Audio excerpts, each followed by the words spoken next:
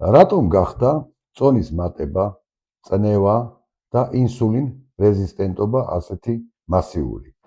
სამედიცინო ენით ეს ნივთიერებათა ცვლის დარღვევაა, მაგრამ თუ უფრო ღრმად ჩავხედავთ, ეს ენერგეტიკული დისბალანსია.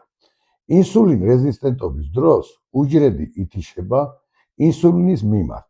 გლუკოზა ვერ შედის უჯრედში და გარდაიქმნება ცხიმად. ეს იწვევს ანთებებს, რაც ზრდის წნევას და აუარესებს ძილს. ინსულინ რეზისტენტობის დროს უჯრედი უარს ამბობს სასიცოცხლო ენერგიის მიღებაზე. როცა სხეულში სუფთა ენერგიების დინება ფერხდება, ორგანიზმი იწყებს რეზერვების დაგროვებას. ასე იზრდება მასის ინდექსი და ჩნდება მუცლის შებერილობა. ეს ფიზიკური გამოძახილია იმისა, რომ ჩვენს შიგნით შინაგან სისტემაში პრობლემაა. გამოსავალი მხოლოდ დიეტა არ არის, ეს არის სისტემის გასუფთავება.